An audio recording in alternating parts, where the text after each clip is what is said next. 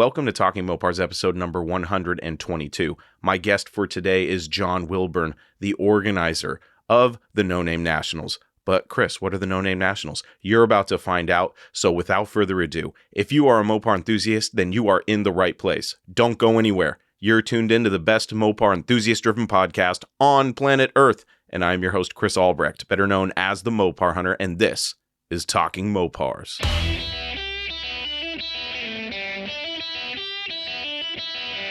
You're listening to Talking Mopars with the Mopar Hunter, your direct connection to all things Mopar.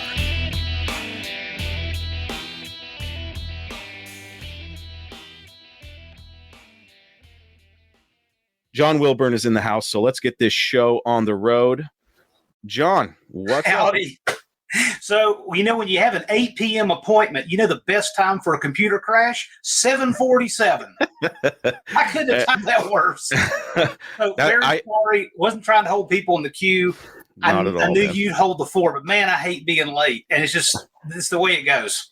Yeah, I've been in that situation so many times. I learned that even showing up early, something bad happens. It's one of those things. If you're running 15 minutes early, you'll get a flat tire on the way. Yeah, but it's just that it was just one of those kind of days all the way around. We had a computer crash at 7:47. I'm like, this is not happening, right? So I was just about to go to Plan B and take my camera down and put my iPhone and the iPad. I said, okay, what's going to take longer, this thing to run all these updates and stuff, or to go to backup? So I stayed the course and maybe late.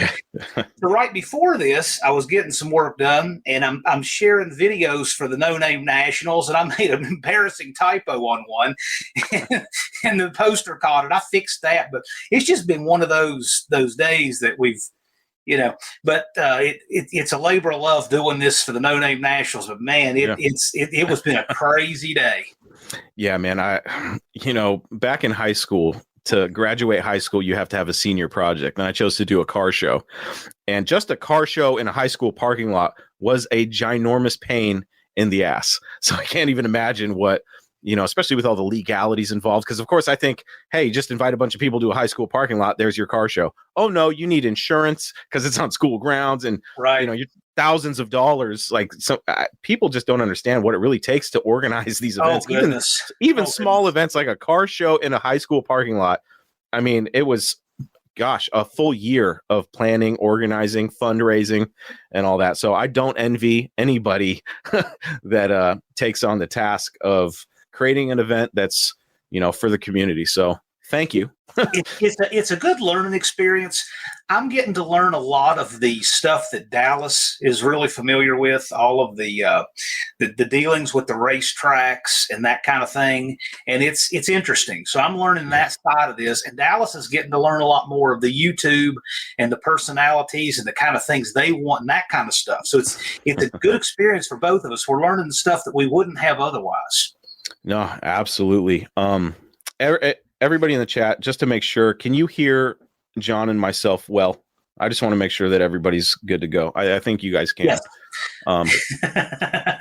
Just to make sure, because much like how annoying it is when you get a typo and you have to go in and fix it, I hate when I record a whole show and I realize that I selected the wrong mic and the microphone that is recording is the webcam mic and my podcast sounds like garbage. It annoys me, so I have to double check, triple check now just to make sure. Perfect. I guess we're good to go. John? Yeah, I mean, I can hear you. Perfect. So for all the folks that are joining us from Facebook, they may not know who you are because you're not on Facebook. You're a YouTube guy. So why don't you tell the people that are watching from Facebook and that will be listening to this later who you are? Yeah, they're staying loud and clear, but I do have a little bit of feedback on my end, and I don't have any browser tabs open. Interesting. Hold on one second. Let me make sure it's not me. No, it's probably not. It's probably on my end. Okay. Yeah. Sometimes my Wi-Fi here is, or even my Ethernet is a little wishy-washy sometimes. So sometimes I get a delay. But everybody in the chat sounds good. Okay. All right. Let's roll with it. John, who are you? Who's John? Let me let myself back in. Maybe that'll help. Okay. Sounds good. You guys in the chat, who's got the delay, me or him?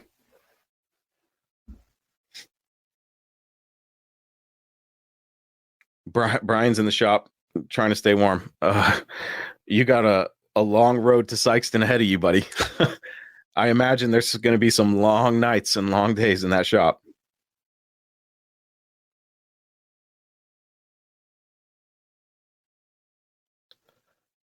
I think it might be John. And we're back to one. Okay, cool. It must be on John's end then. Sometimes that happens. But he is back. We'll get him back on screen. Yeah, I'll try this again. I'm sure it's on my end. I suspect I've been working my machine too hard today, and I'm sure that's what it is. So first thing, you know we've got a date change on this event. I keep my counter right here. So we got to cross off the 222. We're going to be adding about 35 days. Okay. We're moving back a few weeks. We're going to have the announcement tomorrow, 3 p.m. here on my channel. So we're going to talk about the date, why it had to move, and all that stuff. I'll be live with Dallas to discuss that.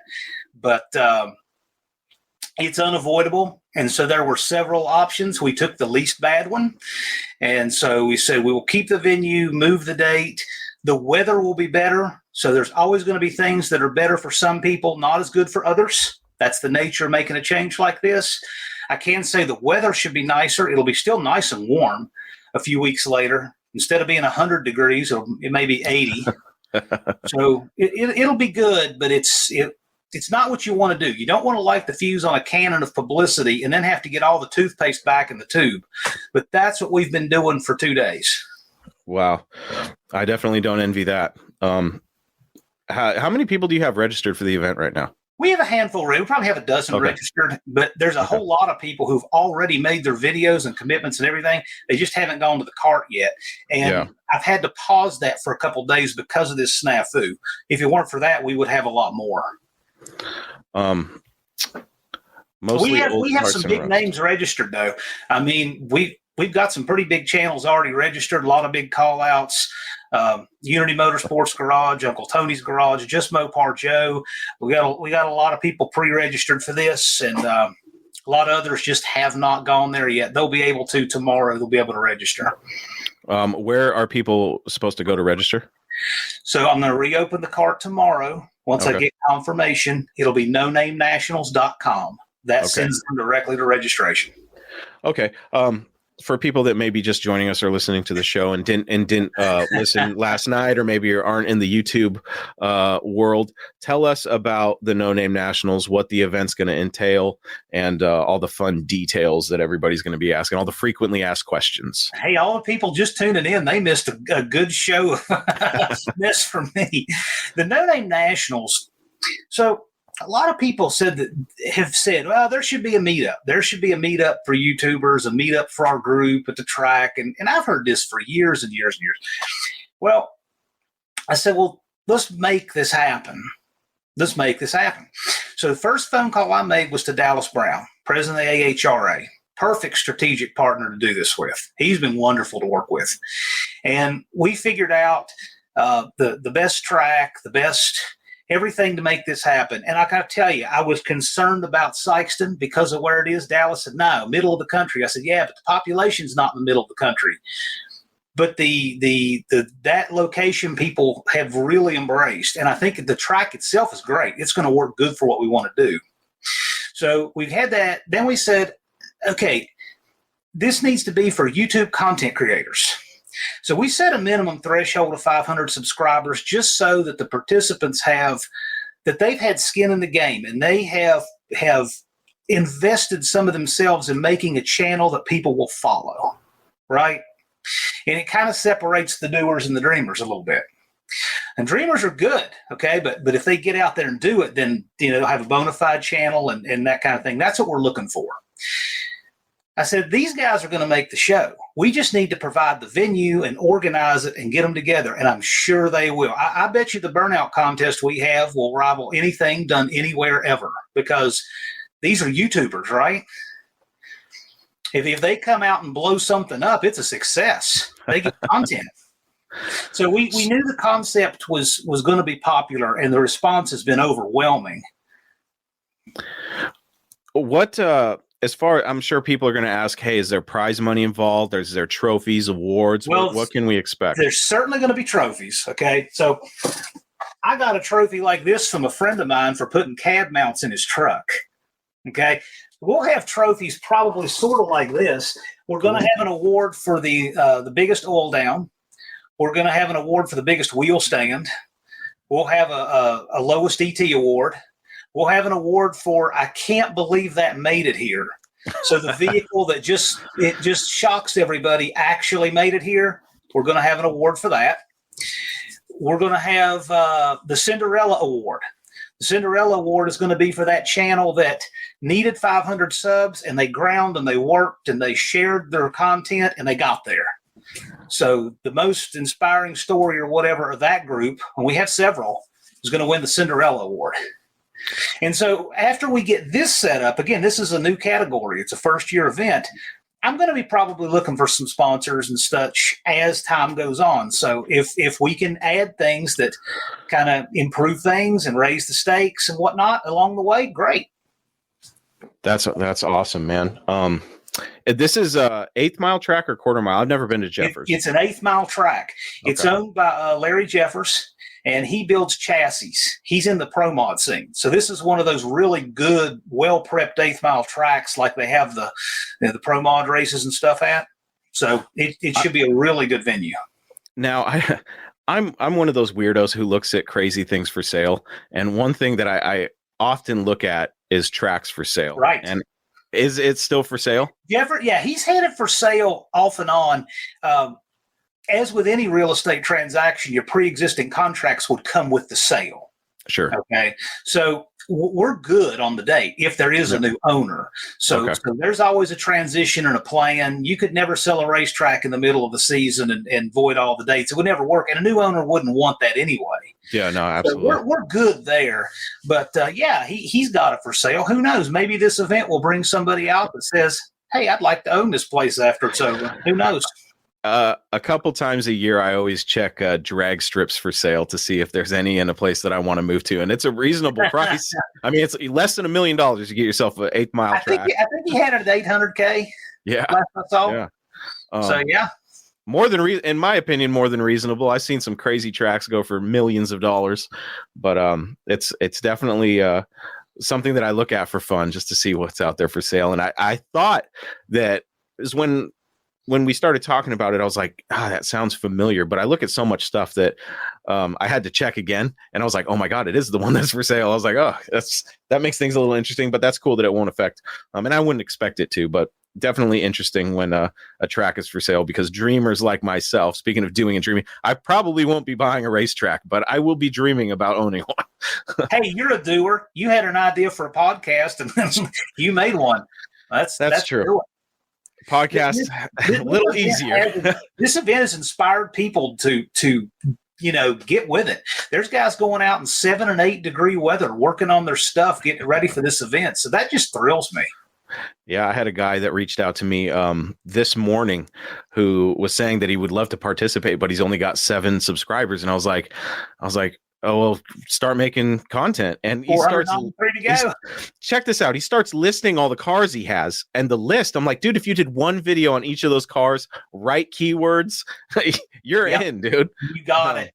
Yeah. It's always interesting when events like this happen. Not like this specifically, obviously, because this is a first of its kind, but when people get psyched up for something like Crazy Brian from Dust Devil Garage building a car from the ground, a shell, he's got his work cut out for him. He's got his work cut out for him, but I'm rooting for him. I can't wait to see what happens with that and all the call outs that are going to be happening. Is there a platform where people can see these call outs and things like that? Yes. So public. Again, these are all content creators. That's the participants. So they're doing it on their channels. Cool. Now, I've asked them, and I'm asking anybody watching this, hashtag your video No Name Nationals, because that will help people find it. And then when I find them, I share them. And then if I'm doing my job right, I don't mess up the tags on them like I did the last one I shared. But no, the I'm trying to share everything. I'm trying to get it in the community tab on my channel so that when people have videos related to the No Name Nationals, we get them there. So my channel's practically turned into a news feed for this thing. And I'm okay with that. Yeah, it's good information to know, because for a guy like me that, dabbles in YouTube, I didn't even know there was a community tab on YouTube. So I'm still learning all this stuff. And I know that the people on Facebook are probably, some of them anyway, are going, wow, there's a community on Facebook or on YouTube. That's crazy. So definitely go check that out. And, like John was saying, there's so many content creators involved with this that there's going to be content out the wazoo leading up to this event. Oh, yeah. All kinds of stuff. Yeah. There's going to be, the racing is great. We may have enough call-out exhibition stuff to just load up a day with that. We're going to have the Monkey Bike Challenge. The Monkey Bike Challenge, if you've ever been to Tractor Supply, I think they're nationwide, but it's a store that sells, farm and feed stuff and all. And they have these little miniature Coleman bikes. They're about the smallest bike that a grown person can ride, and they're cheap, right? And anyway, we have a class just for the Coleman 100 CTU, I think is the number on it.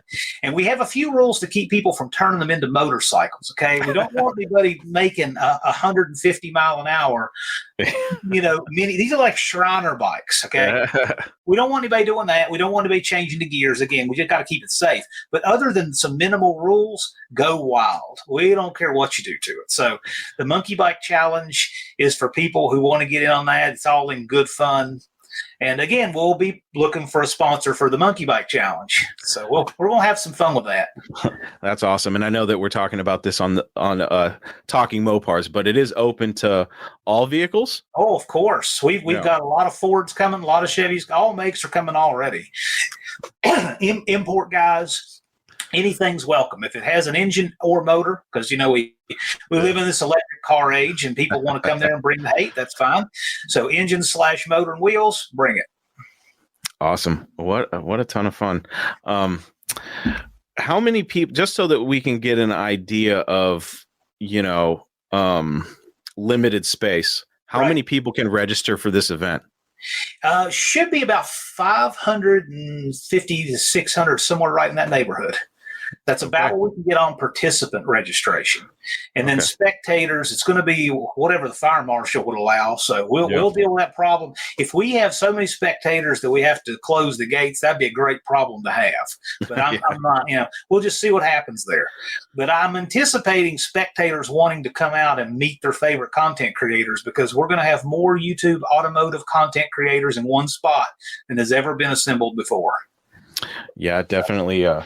Definitely is going to be interesting. And I know that the question was asked before, but I know that some people are just tuning in, just finding out about this event through this podcast. It's a prep track. Oh, yes. A well-prepped track. I mean, I know no prep is the rage and all that, but you know what? Come run on a prep track. See what the vehicle can do. Get some 60-foot action. Yeah, that'll be good. And so we're looking at an event for content creators. You have to have a minimum of 500 subscribers. What if a guy like me goes, John, I really want to participate in this event. I've got 495 subscribers. If you can't find 5 subscribers before today, no, the idea is that we just want to set the bar there to encourage people to make it happen. If we had somebody who started with 7 and they've made a new video every week and they have 495, you really think we want to keep that person out? Hell no. I think what would happen is that we could shoot a video that says, hey, it's the morning of, we're about to open the gates. I'll subscribe to this guy. He'll get his subs. So I think anybody who puts forth the effort is going to get it. I think a good sponsor for this event may be GoPro. I think GoPro. Maybe. I mean, one thing is I would love to see the grassroots sponsors come out, since these are the grassroots content creators, and people who have they work in the space and the business, but they're the mom and pop type machine shops. These kind of people, I think they'd make great sponsors. But again, we're going to look at that as time goes on. It's a brand new category. There's nothing that carries over from a last year, because it's never been done before. So everything we're doing here is fresh. So we have to engage sponsors, and I'm having to do things in a sequence. So right now, we're getting our registration set back up tomorrow. We're going to have that explanation video and take questions. Dallas and I will. And then back full speed ahead doing the registration. And every day I have a few new registrations trickle in. I have a lot of email inquiries. And we've had channels inquire everywhere from 5 subscribers to 800,000 and everywhere in between. So some big channels that are interested, and it's going to be a lot of fun. Awesome. And the idea is to make it sell out so that we can have a second annual No Name Nationals, correct? Right. We want to sell it out, but put everything into this event because we don't want to think, well, I'll catch the next one. If this one doesn't go over, there's not a next one. So let's make this one happen like it's the only one there is. Let's put on the show of shows. I fully expect it to be a success. I know that with some annual shows, let's just say that it is a success and we expect it to be, and you are going to do it next year. Are you going to try to aim for the same time frame, or is this still up in the air? It's up in the air, but we'll see. Next year, if we do something next year, we have some advantages because we'll have a year behind us. It gives us a big head start on everything that we couldn't have any head start on this year. It's going to give us a little bit more leverage with tracks and things like that. So we'll see. We'll see how this goes. We'll see how it goes with the time of year. We'll see how it goes with the track. All you can do is see how the first one goes and then go from there. How long have you been preparing for this event, from concept to, execution? I don't know how you even answer that. This is one of these things that you probably thought has been a good idea for years. Yeah. I got serious about working on this probably about August. Okay. That's probably when I really started putting pen to paper and working this through. And we've been working on it ever since with the idea of being a New Year's Eve announcement. And then in Dallas, of course, he had COVID, so we had to back the announcement up a few days. Then right after the announcement, we have the date snafu. So we've been battling a few little problems here with it, but I think we're going to get through these just fine. And come tomorrow, everything's going to be running smooth again. And we'll just keep registering people. And the enthusiasm is really high. It stayed really high. The response has actually kind of surprised me. It's more than I thought it was going to be. That's great. I'm gonna stay optimistic and assume that there's going to be a second one. Is Jeffers going to be like the home for No Name Nationals moving forward? We'll see. We'll see how this one goes. Okay. See how much they want it the next year. See how much people want to go back there. See if we outgrow it. There's a lot of ifs in that. Sure. But anything is possible. It is kind of in the middle of the country. I like that. And I didn't make it close to me. So I didn't do anything self-serving. It's a long haul for me. It would take an entire day of driving for me to get there. Are you going to be participating in this event? I'm probably going to be too busy to be racing. Sure. So the only I may participate on the show that makes the purists cringe. That's possible. But more than likely, I'm going to be roving around making sure this runs as smoothly as possible for all the participants because this thing is about you guys. So if I help you guys make this successful, that's what it's all about. Awesome. Yeah, I was seeing some questions in the comments about location. And then one, let me see if I can find it here. Mostly old parts and rust. Says he's worried about the date. I don't know. You're going to share the new date tomorrow? Yeah, we'll have the new date tomorrow. Okay. We're just backing it up a few weeks, but I want concrete confirmation on that first thing in the morning. Okay. Scheduled our live, and then the idea there is that way we don't want to have any other date out there. We don't want any confusion. We just want to be sure before we announce. So out of an abundance of precaution, we're going to announce that tomorrow. But I've already got the card updated, the flyer updated, everything. I'm just waiting on the 100% back in writing thing from Dallas before I send it live. Yeah. As a content creator myself, I find myself seeing, I get excited for the new events and I just look at the list of events that I want to attend. And it's so crazy. I always say, the more the merrier. But this is an event that I'm really looking forward to, mostly because I'm such a proponent for content creators. You know, I like the blue collar underdog Yes. type of guy. But like you said, there's been some big channels out there that have been reaching out that are pretty excited about it. So if you're a smaller channel and, you know, you're looking at some of these big channels like, oh man, I bet I could beat that car. You know, this is your opportunity to put your money where your mouth is. This is your chance. We have a lot of very well-known creators. I want to be sure. I don't want to announce anybody who's not pre-registered. Some people who are pre-registered, I'm glad to announce, just Mopar Joe. I'm actually wearing the JMJ colors today.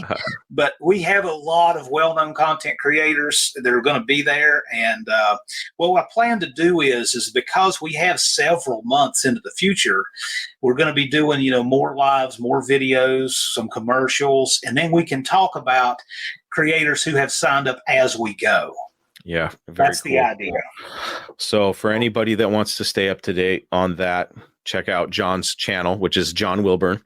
Very, very easy to find. And hopefully there will be a lot of call outs on there.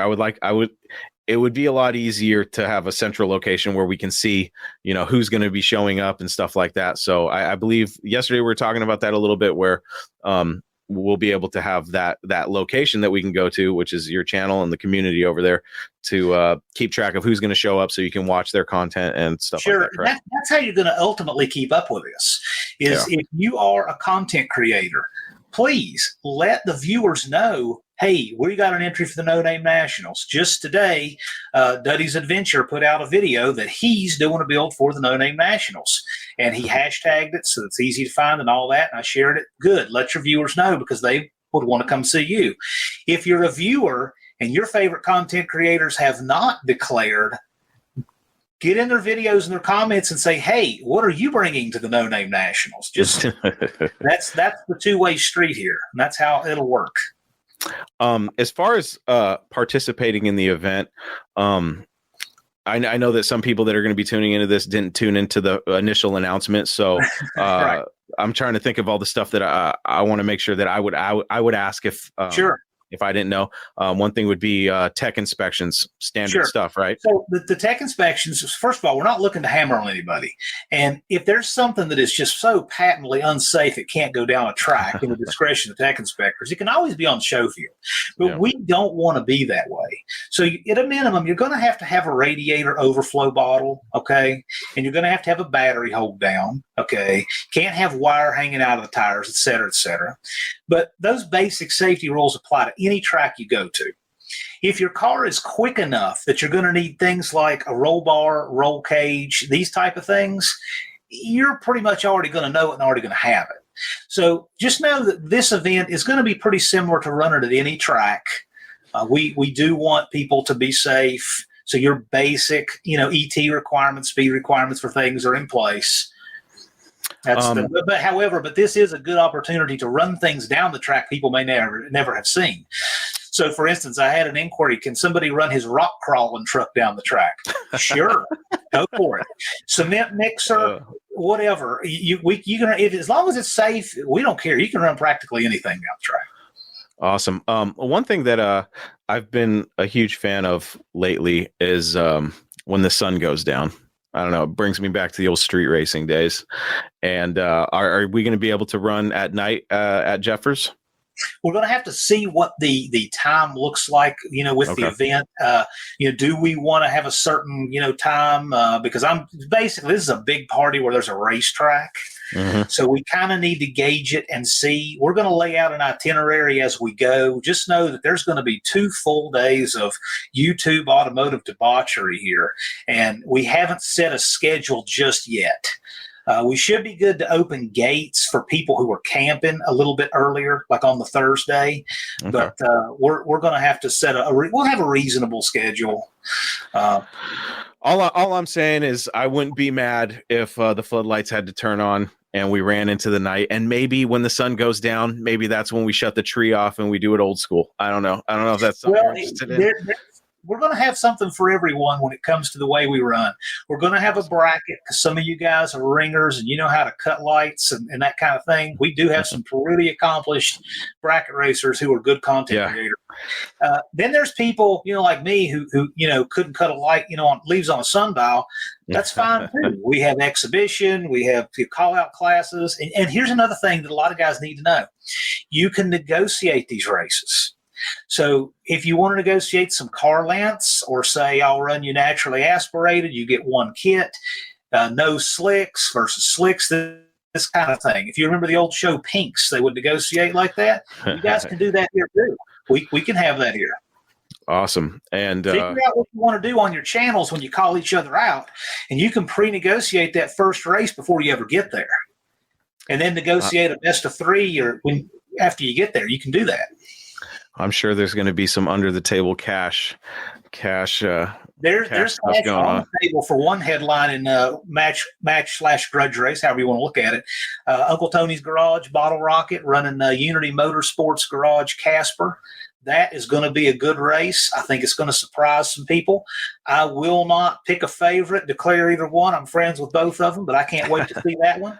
One and done, off the trailer, $2,500 on the line. Ooh! So I'll be at the line. I'll be at the line holding some money. That's just the first declared match we've had. I mean, there's a lot of other ones I know that are in the works. So we'll see.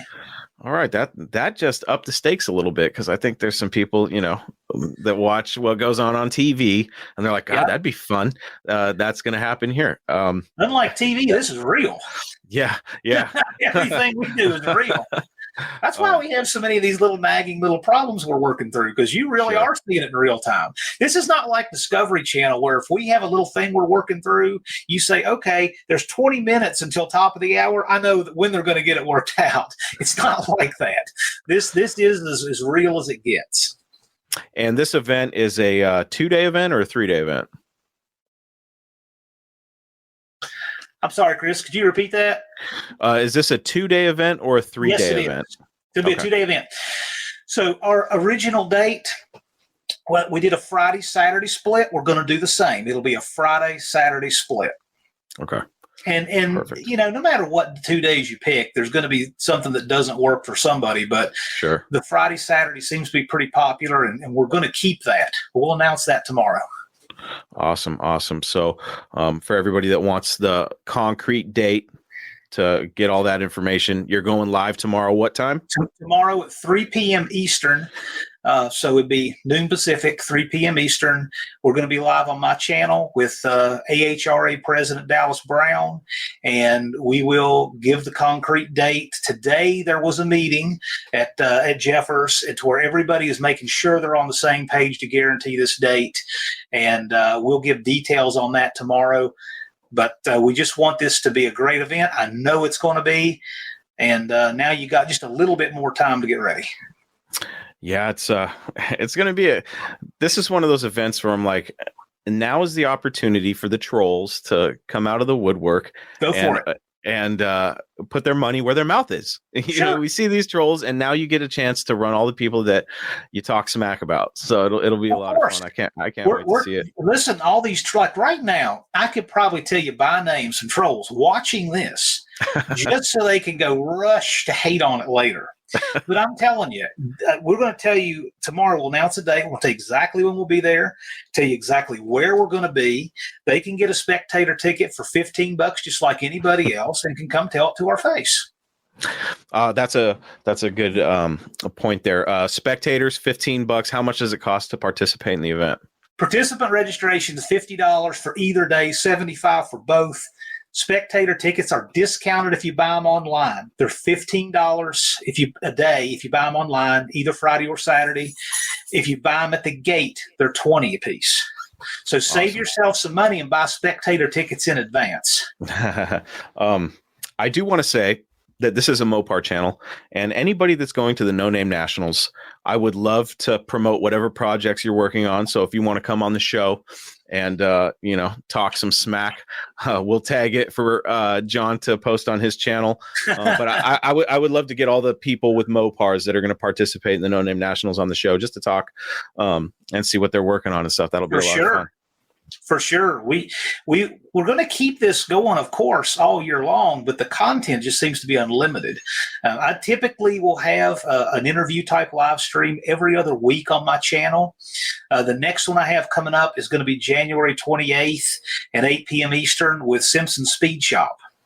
Oh, okay. But going through the year, we're going to be having people who are attendees at this event. So anybody who's pre-registered or working on something, that's who I'm going to be looking to have as my live guests.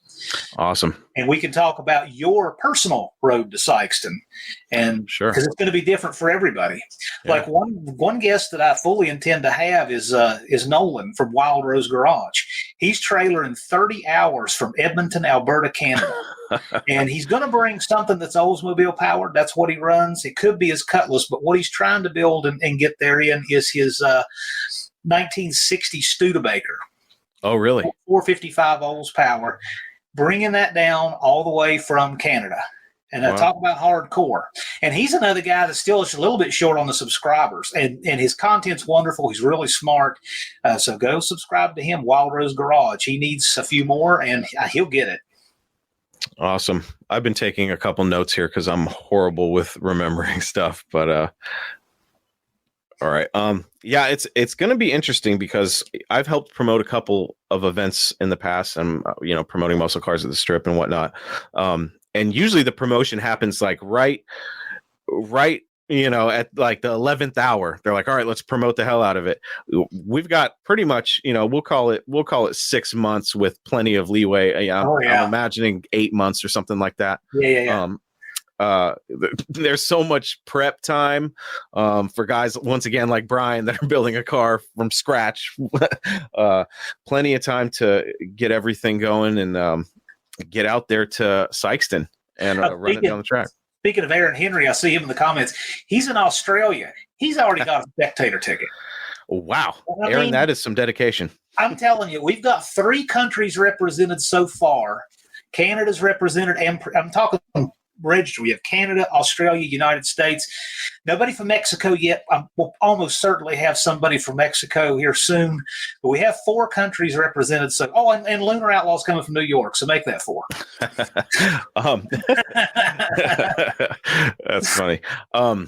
Another thing I wanted to address was lodging. There's hotels around Sikeston, I imagine. Yeah, if you look online, there are hotels in Sikeston. They're a few miles from the track because almost all tracks are out in the county a little bit, and that helps with noise, things like that. There's also camping available there at the track.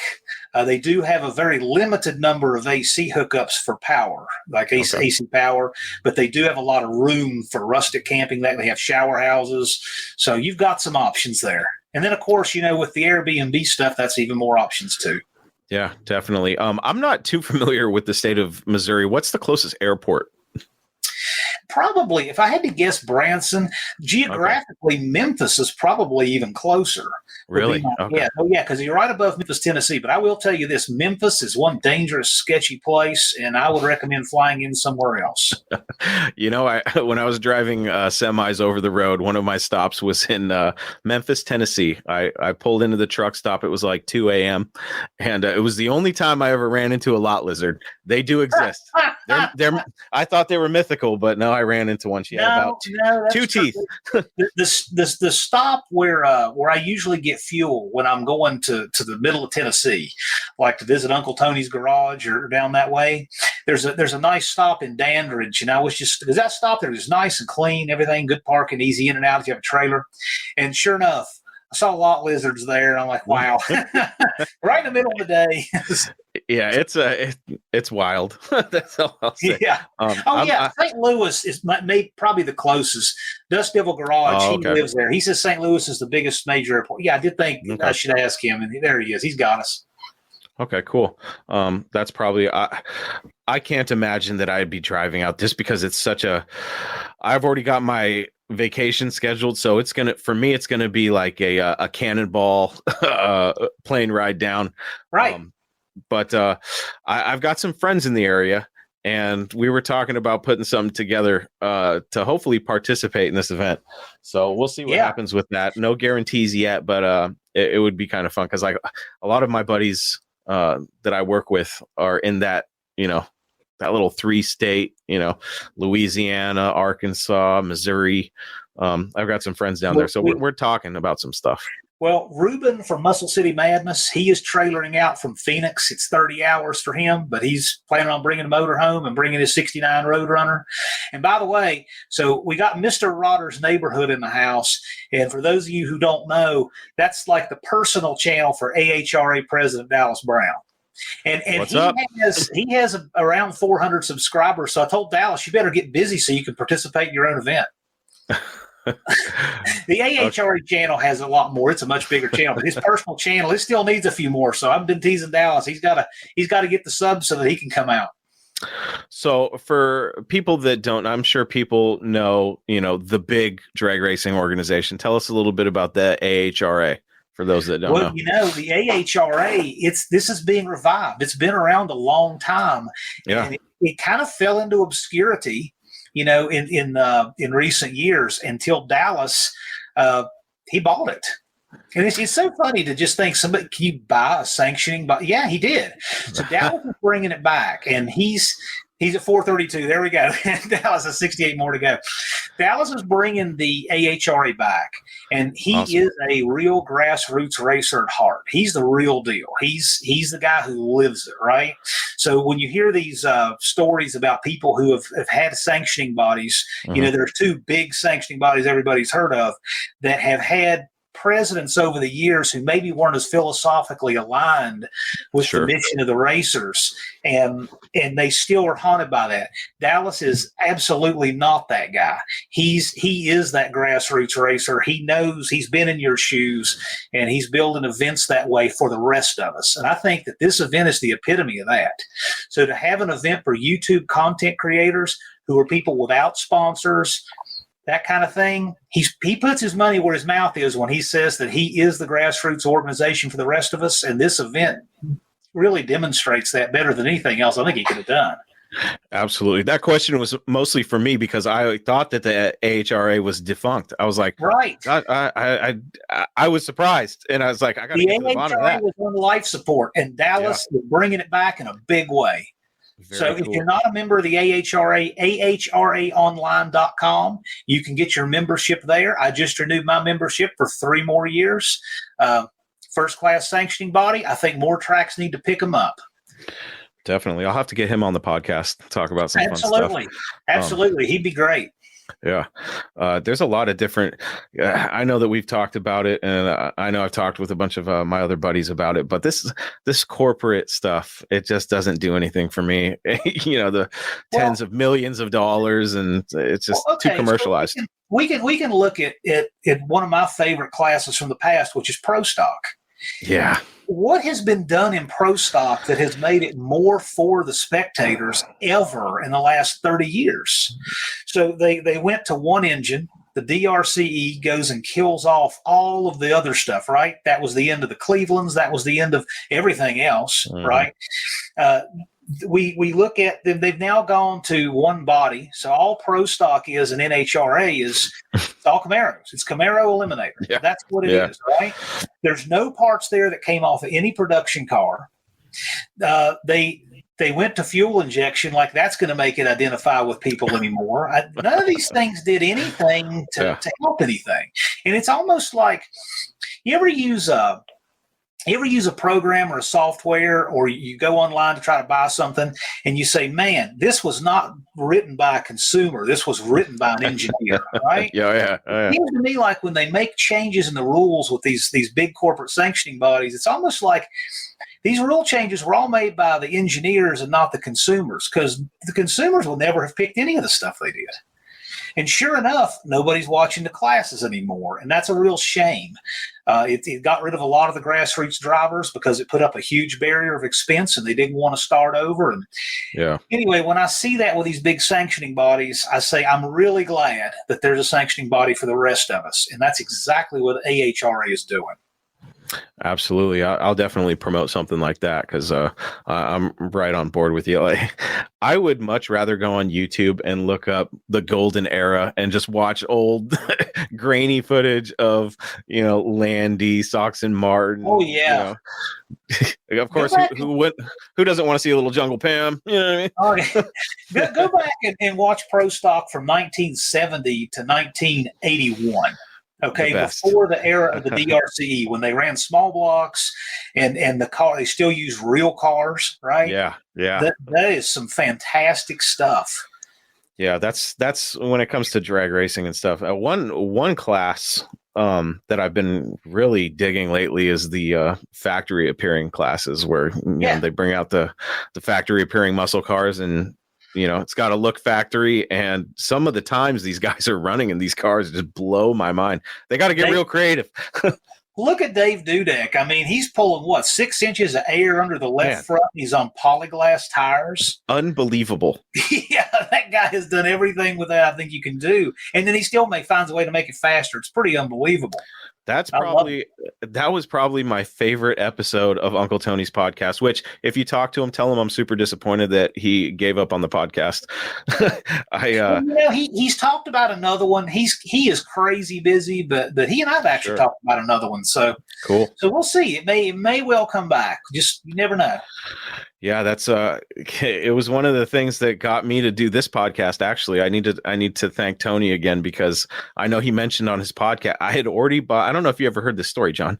I had bought talkingmopars.com, and because I was like, there's no Mopar podcasts, right? I'm doing some searches, and I find Uncle Tony's, and I'm like, oh shit, right? I'm listening to this thing, and I'm like, this is a great podcast. This is awesome. And he mentions doing a podcast with Dave Ray called Talking Mopars. I was like, son of a... So I had already bought the domain. So I'm sitting on this domain and I'm going, well, I might as well just listen to the rest of these podcasts. I didn't realize that by the time I caught them, it was in summer of 2019, I think. The podcast was already pretty much dead in the water. So I got to the last episode that he had recorded, and I was anxiously awaiting the next ones. And I was like, when were these episodes up? And I was like, oh, it's been a while. Actually, if I go in my email, I probably still have it. I reached out to Uncle Tony and said, hey, look, I heard you dropped the name Talking Mopars on your podcast. I have a domain. I really wanted to start a podcast with that same name, but obviously, I'm not trying to steal from you. But he gave me his blessing. He's like, hey, the podcast is dead. YouTube's where it's at for me. Go by all means. So Tony's not a greedy guy. He's not a greedy guy, and he likes to see other people excel. Yeah, he's a neat guy like that. I give him a lot of credit for that. Yeah, I definitely, my life has definitely changed since I started Talking Mopars, and I only had one other name that I had considered, but I bought Talking Mopars first because I figured if somebody's going on a podcast, search engine or an app, they got to see Mopar in the name. That'll drag them in. But the other name I had considered was the Hustle Stuff podcast. And then, that's a throwback. It was a throwback, and I was like, I don't know if I might get some drug dealers on there. So I'm like, what is this podcast about? It'll be guys who are 70 and up and drug dealers. That's who would know what Hustle Stuff means. Yeah, it was the Hustle Stuff, and then the other one that I had considered was Direct Connections, and I just ended up turning that into one of the shows that I do, Direct Connections with people. Yeah, for you guys who don't know what Hustle Stuff is, that was the predecessor to Direct Connection. That's awesome. I need one of those. I need one of those books. It's got greasy handprints on it and tabs everywhere. I use my stuff. Nice. Yeah, if you guys go on eBay and you look up some of those Direct Connection manuals, every once in a while you find one for a good deal, but then you find the guy who knows what he has. Right. That's a good question. So since Uncle Tony's not here, I did see a video, and I wouldn't say it pissed me off, but I really was like, I was disappointed. You know exactly where I'm going with this. No, because he's got a lot of them that make people mad. And it didn't make me mad, but I was disappointed. And it was the Direct Connection video talking about the new Direct Connection. What do you think about, we'll call it Stellantis, bringing back direct connection. Okay. So my thought on it is I had to watch that abomination when I'm a Dodge Dart guy. I love the Dart. My first car was a 70 Dart Swinger. And I watch him put the Dart name on that little Fiat. The Fiat Dart. Right. So I've watched abomination after abomination. I personally, and I agree with Tony on this, that we don't think there's any direct lineage. I mean, all DNA between the old Mopars and what they're making now is just gone. Sure. So what I hate is that you have these people who probably, a lot of them are probably too young to remember, who are dragging these old names out because they sound cool and just slapping them on whatever. So if they wound up using direct connection and kind of hoeing out the name, for lack of a better term, to try to get some buzz around their electric vehicle, I think it's disgusting. But I won't abandon the direct connection of old.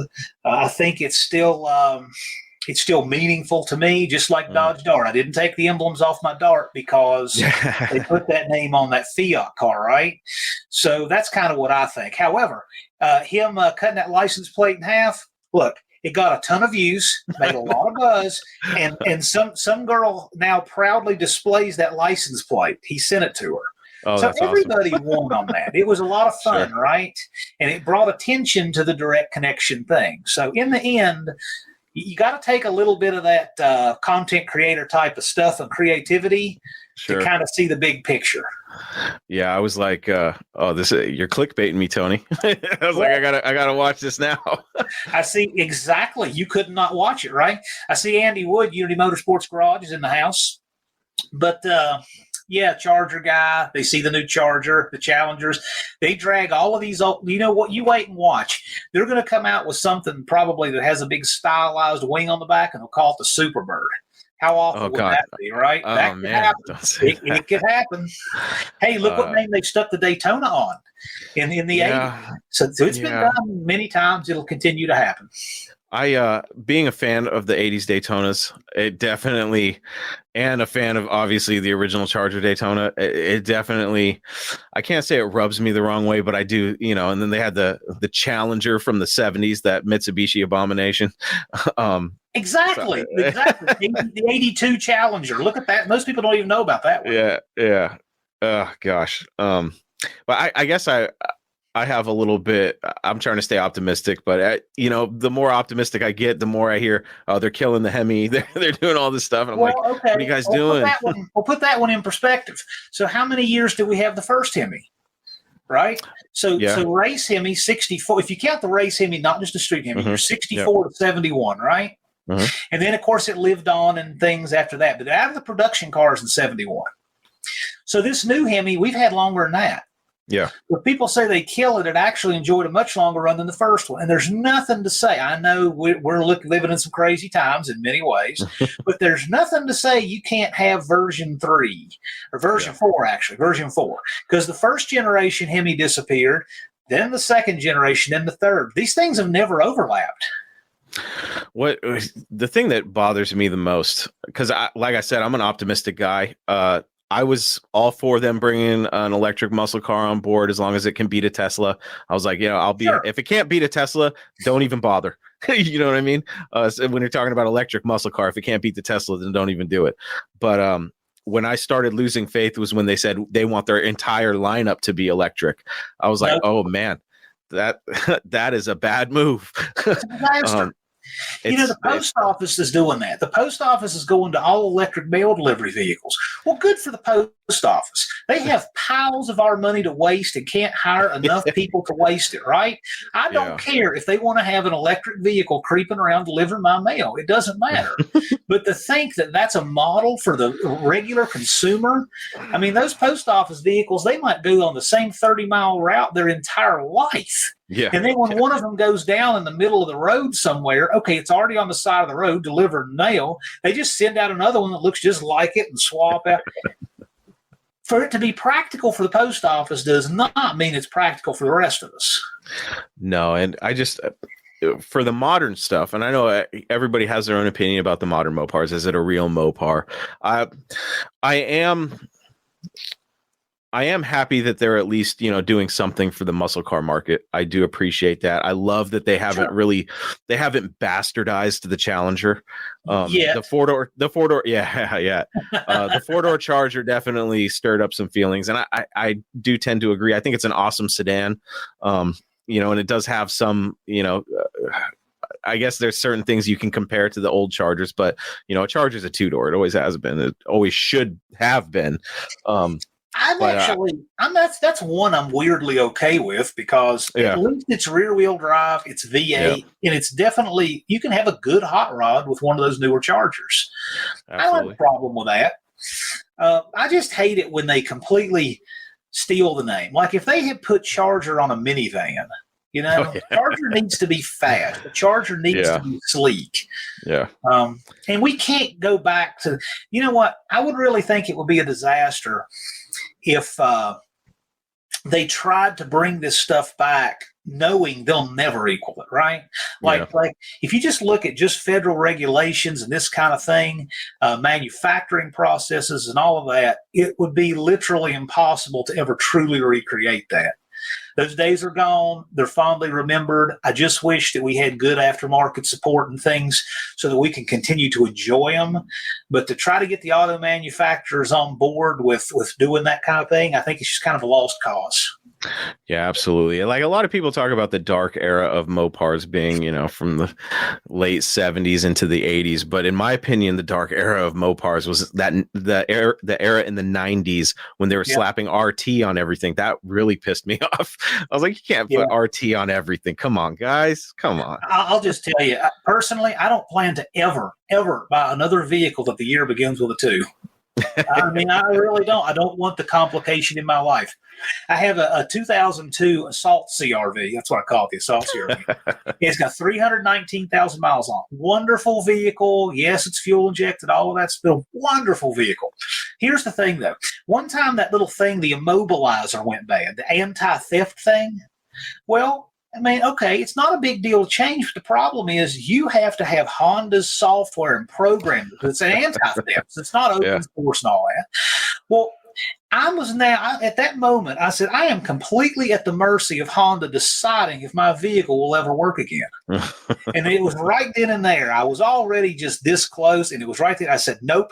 Never again. I'm just never going to buy anything else dependent on somebody else's computer software for me to go ask them if I can have a running car again. The most computer I ever want on a car is what runs this distributor. After that, I'm done. But yeah, it really is. When I think about how the strides they've made to kind of keep, the brotherhood of muscle and stuff. And then they go and tell us, we're going to kill off the Hemi. Oh, and then everything's going to be electric. I'm like, are you just trying to cut your own throats, or what's happening here? Because it seems to me like, the Challenger just surpassed, I think, the Mustang and the Camaro for sales for the first time ever. And I'm like, and you're going to kill it? Like, it's insane. It's funny. Like, one thing I think that I got some mixed thoughts on is when the Project X, the Chevrolet Project vehicle, right, from popular hot rodding fame, when they did the electric vehicle conversion on it, right? Yeah. And I could tell by the way they made the video, like one of them was asking the other, what are we going to do to soften the blow to the guys who think this is an abomination? And the other one says, we're not. Look. They were trolling you. Yeah. They're putting this stuff in there. They're getting their tax write-off, and somebody is going to take all that stuff out, throw it away, and put a gasoline V8 powertrain. That's going back in that car. They're creating a low spot on purpose so they can have another high spot with the car. Sure. I know that's what they're doing.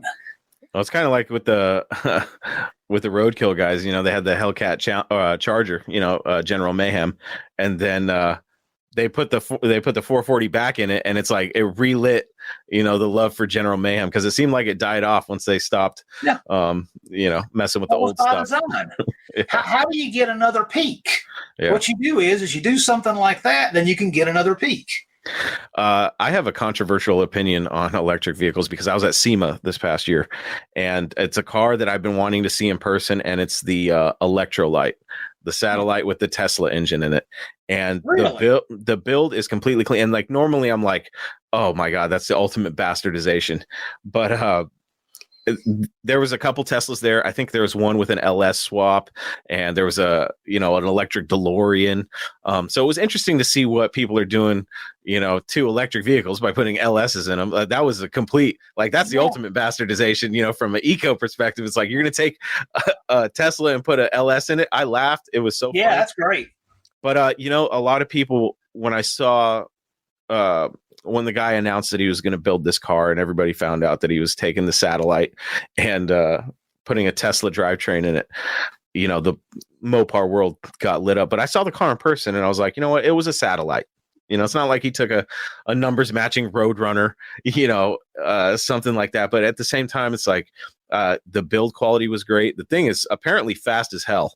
I think there's room for that kind of stuff. But yeah, I'm still on the fence about Mopar going all electric, and I can't wait to see the electric muscle. I want to see what they've got up their sleeve. It better be cool because they can't blow it. I don't care because I know it's going to be an appliance. I just know. Yeah. But that said, it's all fine. Whatever people want. I know one thing though. You ever had a phone that was working fine and then it just crashes and goes into boot loop, right? Do you want to be able to have that to depend on for your car? I know I don't. Hell no. There's a guy, the Tesla Racing Channel. I really hope he or that Rich Rebuilds guy, I hope they come out and bring a Tesla. I'd love to see them bring it out. I think that's cool. I'm not opposed to the EV thing at all. I just think that people thinking that we should switch, I think is a disaster. I don't know why an EV can't just exist in the current ecosystem along with everything else. I don't know why people have this mentality that has to replace it. I think that's very unfortunate. Yeah, I also can't get if they want to go all electric, and blow the whole joint, that's fine. They can do whatever they want. I'm mostly worried because I am a proponent of the resto mod stuff and, putting modern Hemis and old Chryslers. I approve of those, Gen 3 Hemi swaps and stuff. Sure. I hope they don't kill the production of the crate engines that they have. That would be. Well, they already have started killing them off. Have they? There's a lot of them that don't sell. Like the older ones used to be able to get a lot of Gen 2 Hemi crate stuff, and they've killed off a lot of that. So all that stuff is cyclical. The crate engine thing doesn't affect me as much because I'd rather build my own than go from a crate. Yeah. But as far as what they're doing with modern cars, I don't care. I have already completely opted out. Now, what I do care about is I don't want, for regulations to now adapt to them. So, for example, if they decide that the powers that be who govern our roadways and stuff decide that, hey, we're going to change a standard for a car, and now your old gasoline stuff doesn't fit the standard and you can't drive it, that will be a real problem. But as far as what manufacturers are doing, I have never picked up a new car brochure in about 15 years. and so to me, it doesn't matter. As long as they leave me alone, let me be a caveman, leave me and my breaker points and all that stuff be, we're all good. You can Tesla away. I love it all. I like the old stuff. Obviously, my loyalties lie, we'll say pre-1980, with the, I got a 78 truck, so I can't exclude that.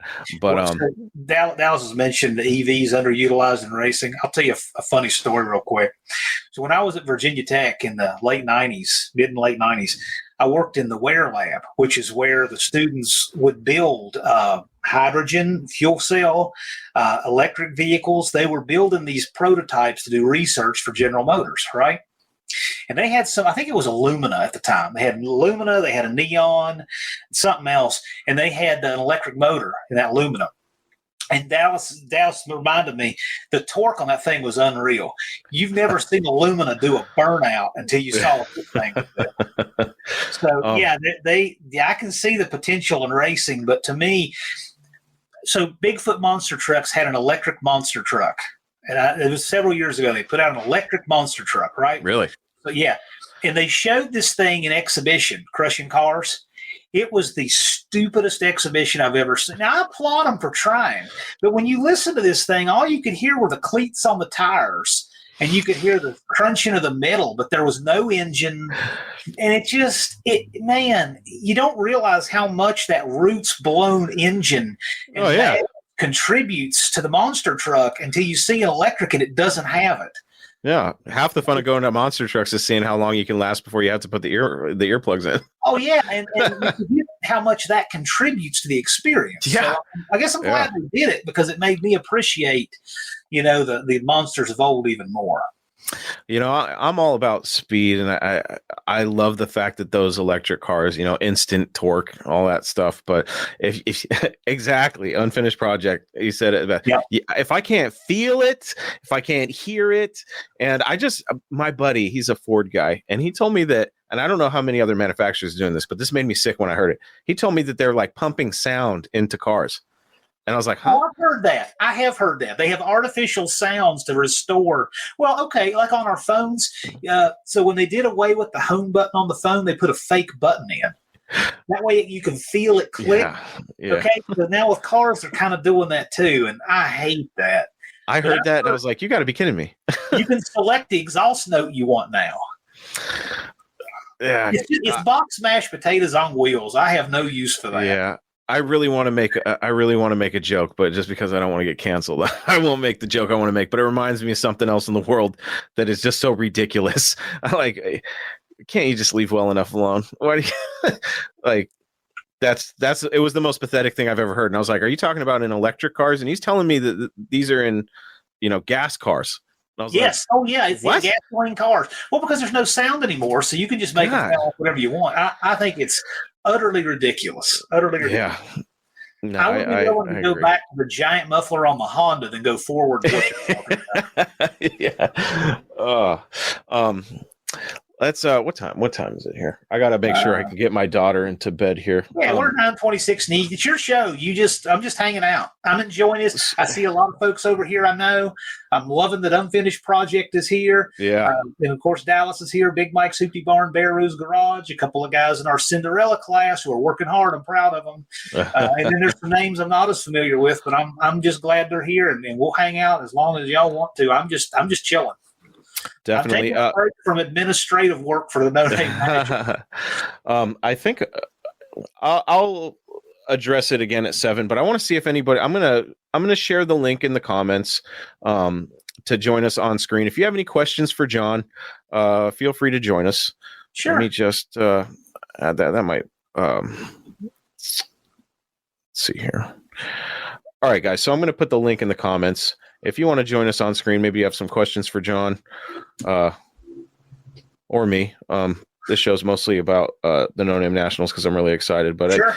These podcasts, you always get on little tangents and kind of go off track or whatever. It makes it fun. The good news is we've got until summer to talk about it and whatever. Yeah. We'll have developments to talk about and whatever. So, absolutely. Is there? I don't know how much you're willing to give away or anything like that. So I'm just going to ask the question. Is there somebody or a car in particular that you really want to see show up to this event? Like what's John? Okay. So understand, I'll separate me, the event organizer, from me, the fan who would love to see, just watch it. Right. I'm really looking forward to Uncle Tony's Garage versus Unity Motorsports Garage. Mm-hmm. I can't wait for that one. That I think, that one is one that I think people, they have preconceived notions of, and it's going to surprise them. Because one, everybody knew Casper was fast. That truck ran down in the sevens, 600 horsepower, small block Ford. But he's building a new engine. But they haven't seen what all that's going to wind up being. And there's other things about that truck that can change between now and then too. And Bottle Rocket, on the other hand, there's a lot. Who knows what Tony? You never know what he's going to do. Okay, and so one run and done. That actually means you can know even less before it happens.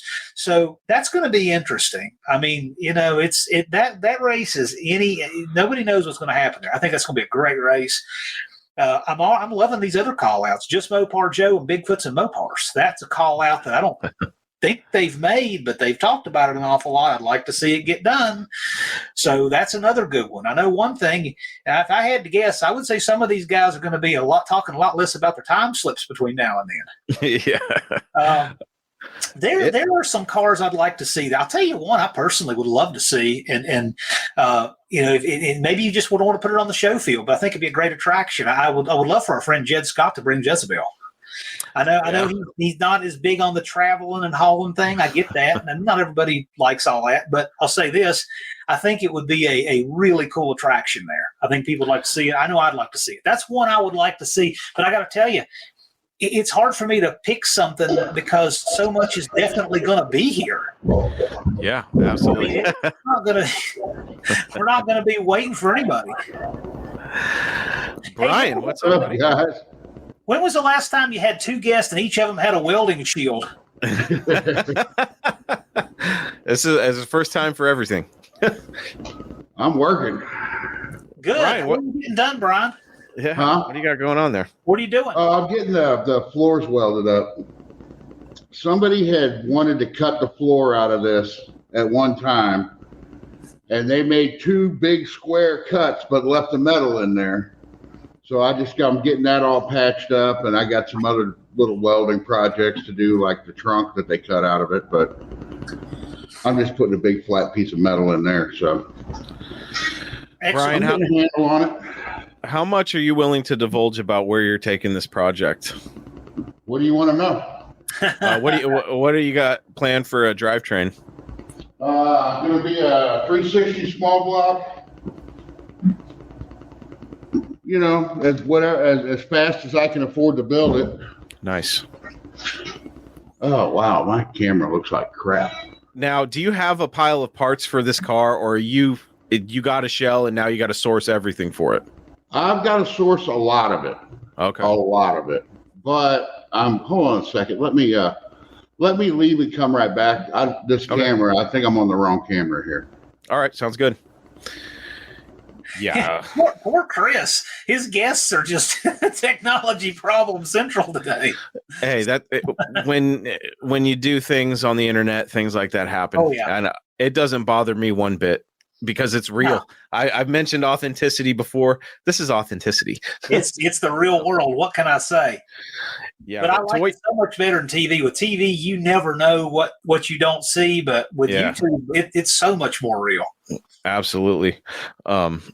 It's Jezebel's definitely a car that I've been following that car for as long as I can remember. I remember when ratty muscle cars started to like really, I don't know if I want to call it mainstream, but it started to get a little bit more mainstream and they started to be more accepted.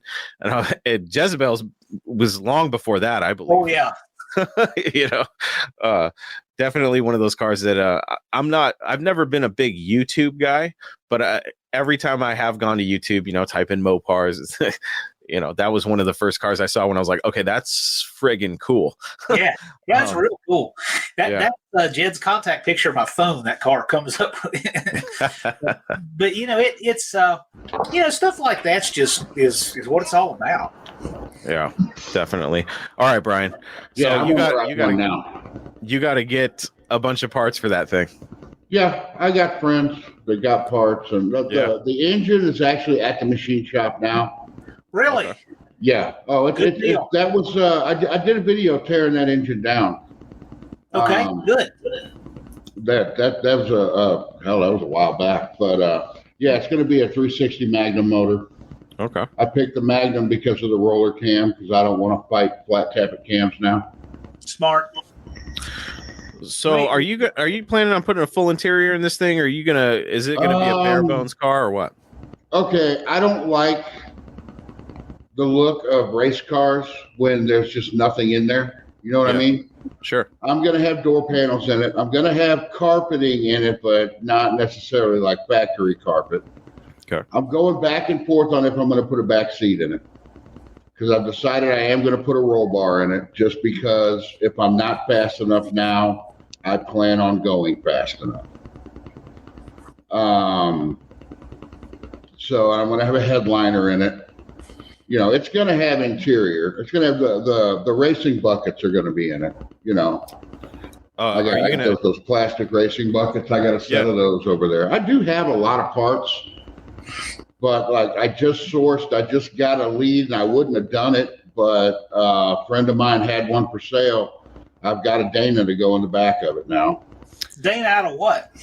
It was a truck Dana that was cut down to an early V body.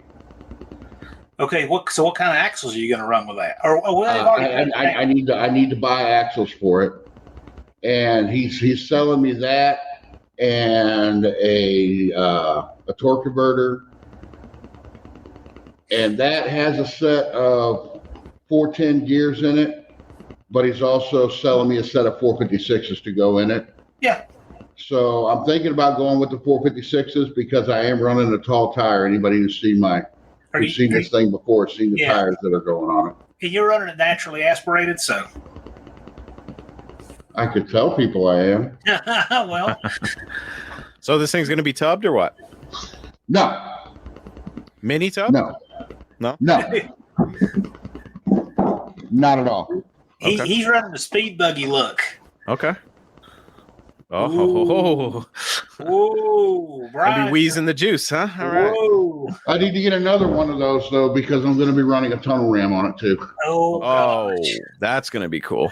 Either Brian is going to have a glorious pass or he might win the biggest oil down award. Oh, yeah. It's either going to go or it's going to go. That's the spirit, man. I love it.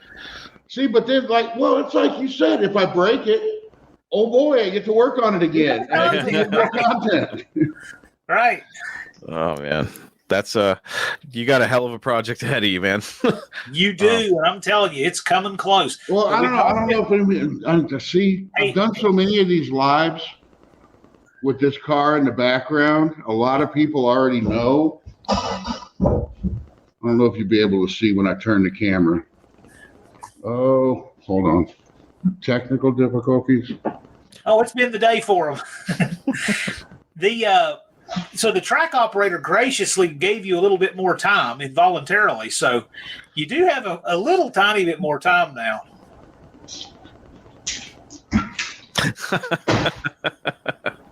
That's my back tires.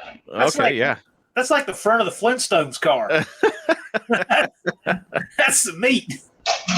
It's a 31-16.5 tire that's going to go on it. And no, I'm not tubbing it. No, I'm not mini tubbing it. Okay. They're going to be hanging out. How high are you going to get the back end to clear that? The back end with that rear end that I pulled out of it's got factory springs and a set of helper springs on it. Yeah. It's up high enough.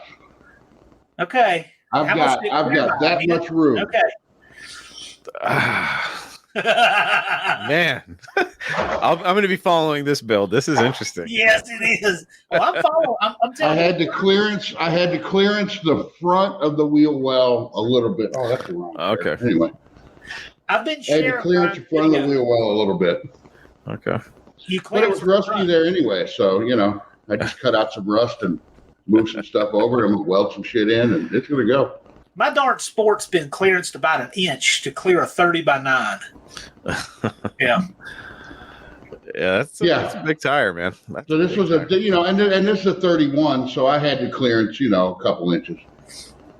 So right now we've got Dust Devil Garage, Bear Rose Garage, Big Mike's Hoopty Barn. They're all in the competing for the Cinderella Award. And I like I said, I'm just pulling for all of them. I look for them all to get there. Yeah.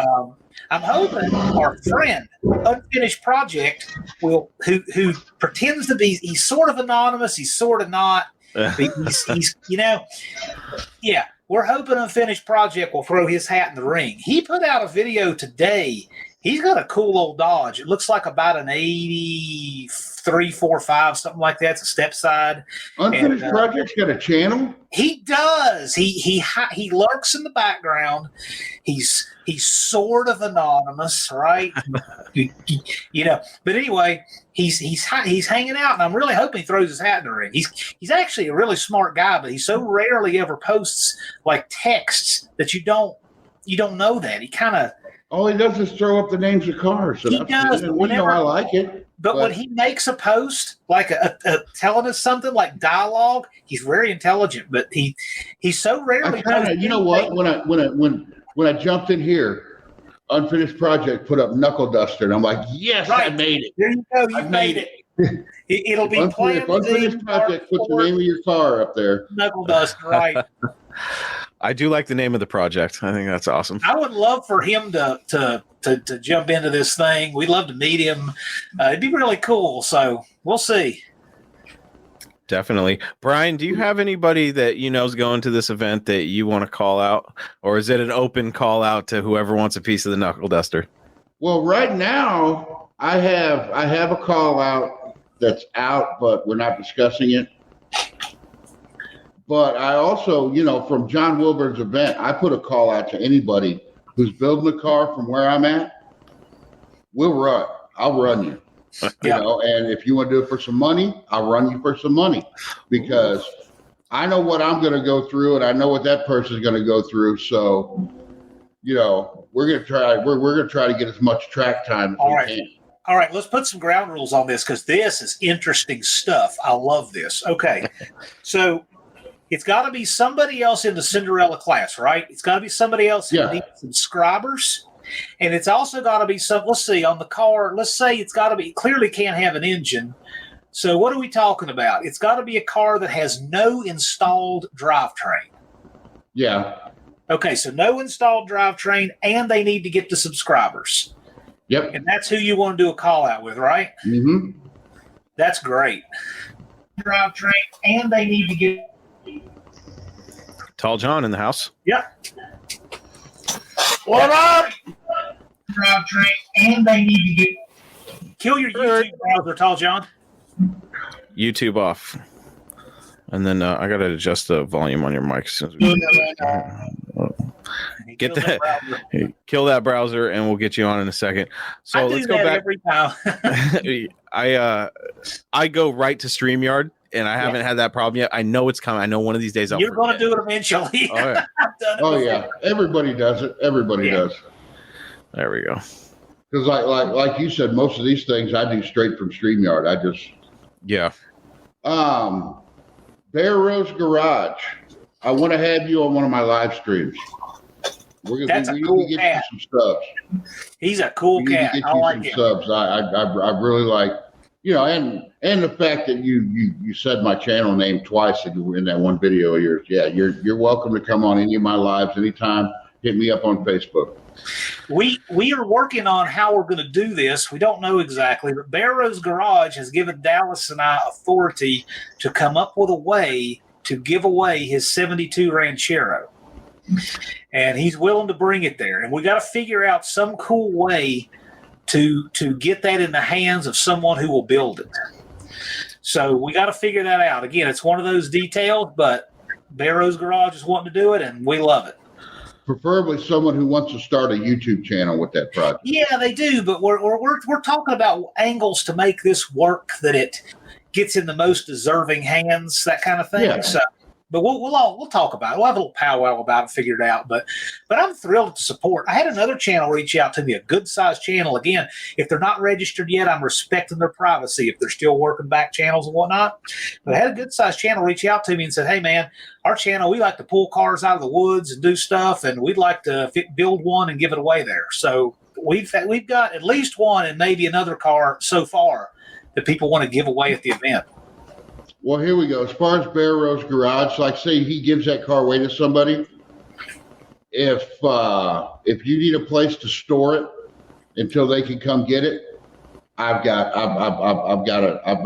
can store it at my shop. That's interesting, yeah, because I'm only 2.5 hours away. So yeah, and he's probably going to be coming through this way because where's he at? Idaho. Yeah, he'll probably be coming through St. Louis. So yeah, if you give his car away and somebody can't, because I doubt people are going to show up with a trailer.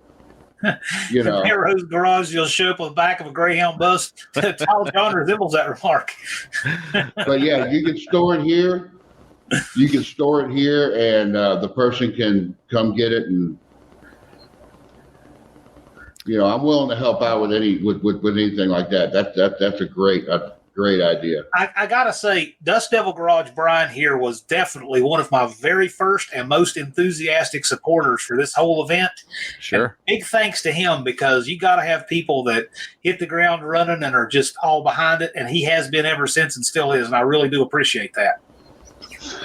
Yeah, that's that car, man, that project. As soon as I heard, because I saw some of your videos, Brian, all I saw was Road to Sykeston, and that was before I knew that the event was going to be in Sykeston. And I was like, what's he talking about, Road to Sykeston? And then I started doing a little digging, and I was like, oh, here we go. And then John and I connected and got him on the show. But when I found out the whole premise of what the Road to Sykeston was going to entail, I was like, man, he's crazy. I thought you were crazy with doing the long lives, dude, but you're insane. So that's fine. Well, see, that's a good thing. I'm used to doing the long lives. So when I start getting more parts in and stuff and really start humping on this thing, I'm getting the stuff done that I can get done right now. But whenever I do that, hell, I'm sitting here right now. I can fire up a live and have all my friends in there with me, and I can work. When it's all said and done, would you be interested in disclosing how much you spent to go from that to a car that can get down from A to B? I love that entire concept. Yeah, that's great. Yeah, that's going to be very interesting. Well, that's part of the stuff that I do on my channel too, though. It's like, you don't have to burn down, your bank account to build one of these cars. Yeah. A lot of the stuff, you gotta do some legwork, but like a lot of the stuff I'm gonna buy for this car is gonna come from swap meets. Sure. And from friends. Tall John said he'd give me a distributor. Isn't that cool? I've got a viewer on my channel that's willing to give me a whole nother Duster that he bought some property, and that Duster was sitting there. I'm like, well, hell yeah, I'll go out and pick up the free car. I absolutely love how the YouTube community has come together to help each other make this event. It's just wonderful. And by the way, Brian, I saw the cam that you bought for it from another YouTuber. No. I'm not going with that cam. I'm going with something bigger. All right. I'm going with something bigger. All right. It's a small world, but it's really wonderful to watch these people support each other to make it there. And I have a feeling that come closer to D-Day, somebody's going to be in a pinch, and we're going to see a bunch of other fellow YouTubers rush to the rescue to make sure everybody can be there and everybody can participate. Yeah. I think Brian's going to start a trend for this event moving forward, where people are like, you know what, let's do what he did, get a car and build it from the ground up and just see, send it, see what happens. I'm all for it. Now, I will tell you this. I think probably a more natural cutoff for this on subscriber count is probably 1,000. Because 1,000 is where you're a YouTube partner. 1,000 is where they'll let you use, the @ symbol to tag channels. 1,000 is where you're monetized, that kind of stuff. We made the bar at 500. 500 is where you get a community tab. That's where YouTube says you can post on their bulletin board, right? Don't be surprised if next year that threshold changes. Well, I'm actually, I'm at 300. I'm 301 now. You'll get it. I'm actually hoping to hit 1,000 before the event, because I'm going to start putting out more content. I got my camera set up behind me right now with me welding these floors. That's a video. It's going to probably come out in the next couple of days. That's a big deal. But here's the thing. The only reason we want to set this bar is because, I asked a fellow YouTuber, I said, would you pay to see a field of content creators who have not invested enough in their channels to even get a couple hundred subs? He said, no, I'd pay not to. So we have to put on a good show for the spectators. We want people who have built followings. And here's the thing. We made it a very reasonable number. So anybody who says, hey, my New Year's resolution, I've got these goals, this is a time frame, they're going to do it. But we may change it for next year. So don't take anything for granted. Work hard, get your subs, and we'll help you. Anybody out there that is having some doubts about the number of subscribers they have in participating in this event, to do my part, you can come on this show and we'll promote your channel as much as we can, get you a couple extra subscribers and stuff. And because I want people I want people to get on there and, get their channels blown up. If you want to participate in the event, a shortage of subscribers shouldn't be what stops you. And I'll do my part. I'll help out Brian, obviously, John, and we appreciate that. Yeah, that's it's a cool. The whole premise of the event is cool. Like I said, I can't stress enough how this blue collar stuff is what I really like. I'm gonna have to talk to Brian and see how much I have to fork out to get him to run a "No Mopar Left Behind" sticker on that car. That's the epitome of "No Mopar Left Behind." Actually, yeah, this thing was sitting in a guy's field, and he was going to scrap it. Shit, man, nice. Literally no Mopar Left Behind. This car would have gotten scrapped. I'm glad for that. I'm glad for that. Definitely saved. I'm glad too, because I got to pay just a little over scrap price for it originally. Good. You got a deal on that. That's a good car. How bad was it when you got it? Actually, I've done some body work to the roof. I've had to do some body work to the roof because I think somebody sat on it a long time ago. But really, it wasn't that bad of a car. Like I said, somebody was going to cut the floors out of it. They were doing something with it. It's original 6-cylinder car, but it has a V8 K-frame in it because I've already mocked up a block in there. It drops right in, so it's got a V8 K-frame. That's awesome, man. Gosh, yeah, you got a hell of a deal, especially in this market right now. Damn. Bear Rose. And hello, Scott Schmidt. I see a lot of new names I don't recognize. I recognize a lot of the YouTubers, but the Facebook folks I don't recognize, so I'm glad to get to meet you guys. And if you guys make a progress on your car, see, right now it's not so overwhelming that I can't keep up, but as we have more and more people join this thing, if you make progress on your build, tag me on it so that I know that you've done that and I can share it. Like right now, and I've said this earlier, and I'll go ahead and repeat it for folks getting here now. My channel is kind of serving as the news feed for the No Name Nationals. So if you make some progress on one of your builds, put at John Wilburn and it'll tell me that you've tagged me in it, and I can share that video on my channel so that others can see and others can go to you and others can subscribe. And that's how we get in this all together and get each other subscribers. In fact, talk about getting subscribers. Tall John's Fun Shop. He was, what were you, around 940-something, 950? Some of our YouTube friends had a benefit live for him to get him up over 1,000.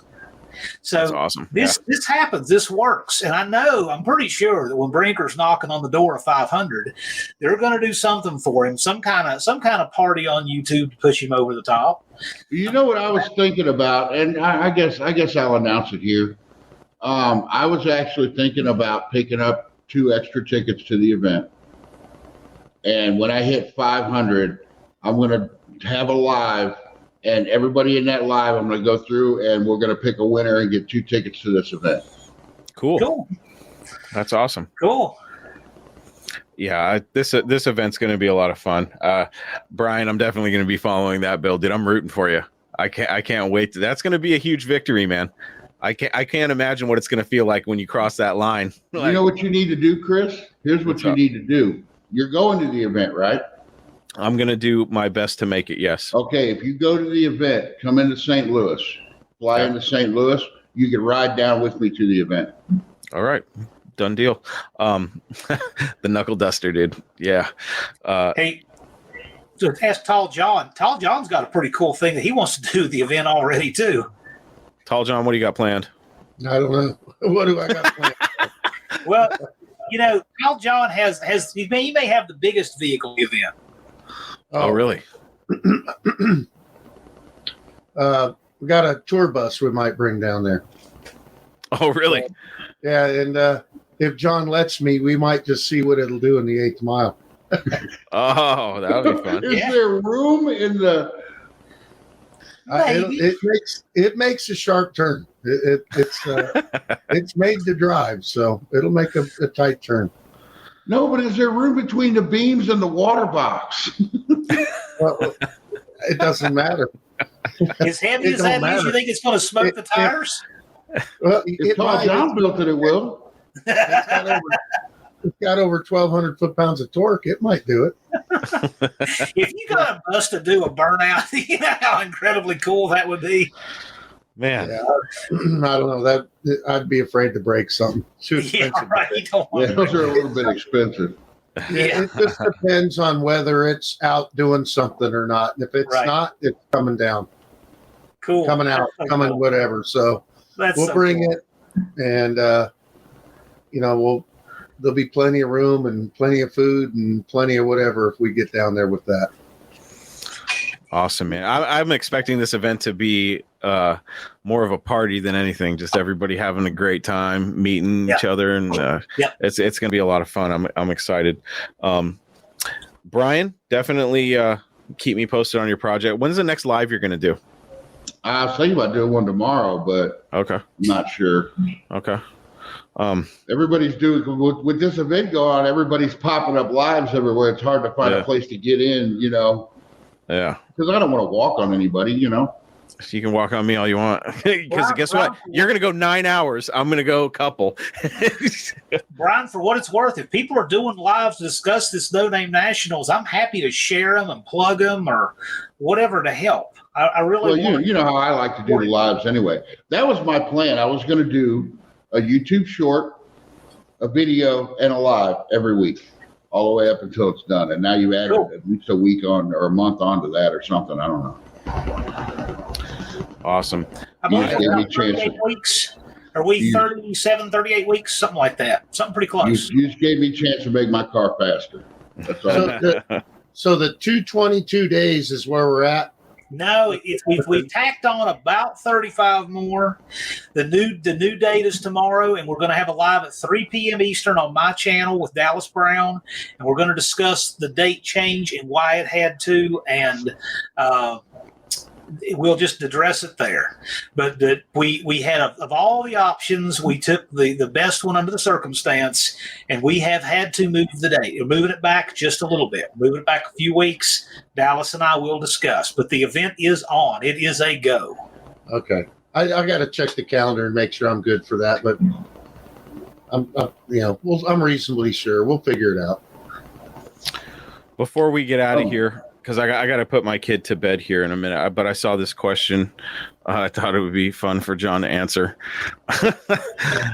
Is there any truth to the rumor you are hosting a square dancing contest that Dallas can be judging alongside the mini bike racing? This is the first I've heard of it, but I'm not going to say it's not true.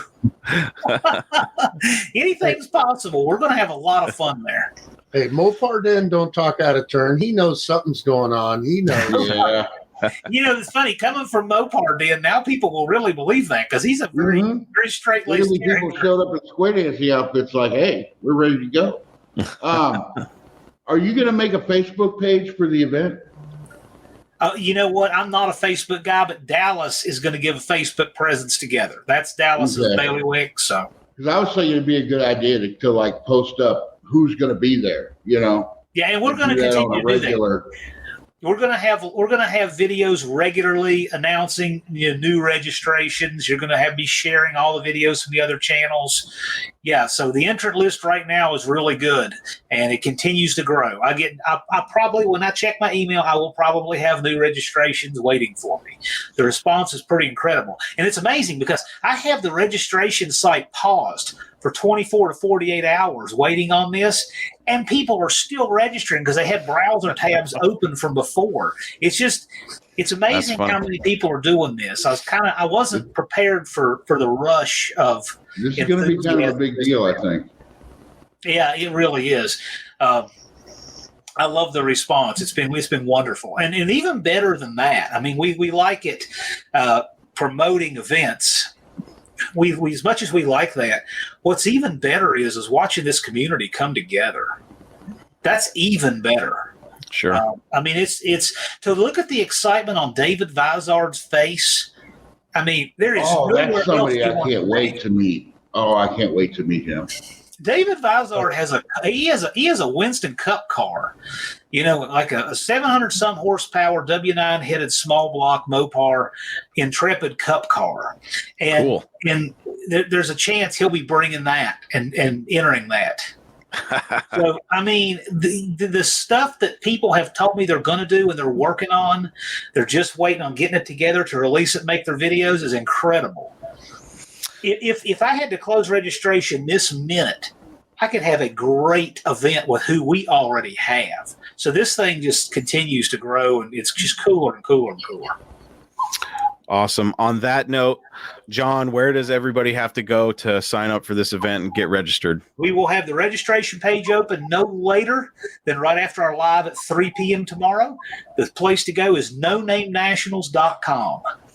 And if you want to keep up with any news feed, go to my channel, just John Wilburn. You type in my name. I always come up first on YouTube with that name. And you can keep up with any news. I like to share as many as I see. I share videos from people who are working toward this. And some of the bigger channels, because they make more content, they have a queue of editing and so forth. They're taking a little longer to get their announcement videos out. Some of them already have, some of them are in the works. But as those come together, I'm sharing them there. So nonamenationals.com to register, and you can go to my channel for any news. And of course, on the flyer, which is at nonamenationals.com, it's got contact info, so you can contact Dallas or I with any questions. Perfect. And make sure, Dallas, if you're listening to this, definitely when you get the event set up on Facebook, send it to me so I can get it shared. That's definitely something I'd like to do. And then, John, any updates for the event or anything? You're obviously open door policy. You're more than welcome to come back on and discuss those, because I want this event to be successful for the community. This is something that I want to see more builds like what Brian's doing. No Mopar left behind. Let's get him out of. Let's bring him back from the dead and run him down the track. I mean, it doesn't get much better than that, right? Speaking of which, Brian, why don't you go ahead and plug your project and your channel so we can get you up to screw 500 subscribers. Let's get you up to that 4-digit, that 1,000 subscribers. Yeah, it's Dust Devil Garage, working on the knuckle duster. Building it from scratch. Building it from a shell. From a shell to go down the 8th mile at the No Name Nationals. Awesome project. Tall John, you just been hanging out in the background, man. Let's. I like that. Is that a golden microphone that I see? How did I not see the golden microphone? It's golden. Good Lord, yeah, man! It's worth a ton of money. Tall John's got all the bling. Man, I need to get one of those fancy ones so I can sit here. So you don't see my teeth. Shine it up. Make sure you go subscribe to Tall John too. He's a guy that I need to talk more to. Everybody tells me that you are an encyclopedia. You are a lot of people sing your praises, Tall John. So I gotta dig into that brain of yours and figure out what I can learn. All right, I appreciate that. That's cool. Yeah, absolutely. I'm gonna go ahead and shut her down right now. I appreciate all of you guys for coming on. Once again, the No Name Nationals. Tune into John's channel tomorrow where we can find out the concrete date and we can start planning and hopefully get all you guys watching and listening registered for this event and get those YouTube channels going and get up to 500 subscribers. Anybody that's starting from scratch with that, if you want to come on my show and tell me all about your project and your new YouTube channel, by all means, open door policy. All right. One last thing. Creators, make your videos. Make sure to tag No Name Nationals when you make your announcement video you're participating. And viewers, if there's a creator who has not yet declared, ask them what they're going to do in Sykeston. 10-4. And on that, let me just say one quick thing, Chris. Go for it. I have met you. Excuse me. I met you recently. And I've been really trying to catch up on your podcasts on YouTube. I don't have Facebook.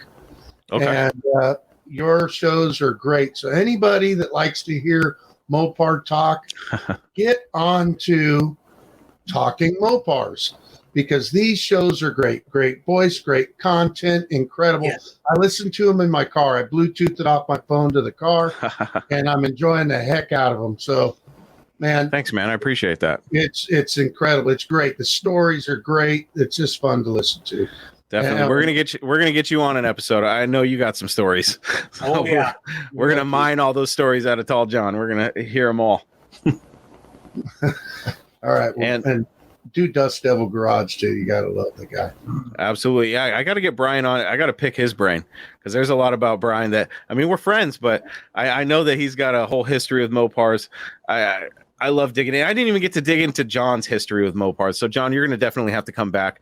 I got to dig in a little bit more because that's, you know, aside from the cars, you know, the funny premise of Talking Mopars was originally calling it Talking Mopars because obviously the cars can't talk. So the owners can tell the cars stories. And that's one of my favorite parts about the show is hearing how you got into Mopars, what Mopars you got, all that fun stuff. So we're gonna have to get episodes with all three of you guys individually and dig in. Okay, does that sound good? Sounds like fun. On that note, thank you all for watching. Thank you all for listening, and we'll see you next time right here on Talking Mopars. Remember, no Mopar left behind, and tell your friends about the show. We'll see you guys later.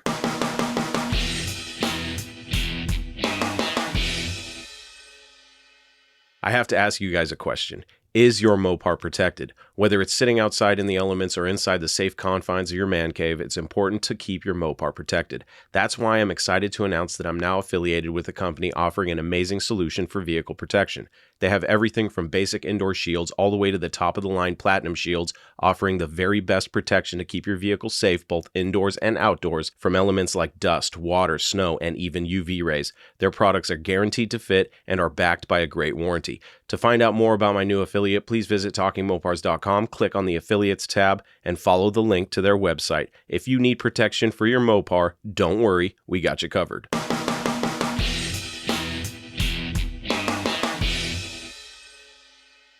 There you have it, my friends. Another episode of Talking Mopars is in the books. For everything you need to know about this show, you know where to go, TalkingMopars.com. And you can reach me by emailing Chris at TalkingMopars.com or by leaving me a voicemail on my voicemail box at 209-28-MOPAR. And you just might get to hear yourself on this show. So keep sharing those Mopar stories with me and anything else that is on your Mopar addicted mind. Also, don't forget how important it is to keep your Mopar protected from the elements. If you do need protection like a car cover, don't wait. Head on over to TalkingMopars.com, click on the Affiliates tab, and go get your Mopar covered today. Before we shut this podcast episode down, if you want some Talking Mopars merchandise like t-shirts, hoodies, stickers, and cool swag like that, check out the merch shop on TalkingMopars.com. And for exclusive bonus episodes and videos only for my supporters, become a Facebook supporter today and get immediate access to those benefits. That's it, my friends. Until we talk again, I am your host, Chris Albrecht, and that was Talking Mopars Live.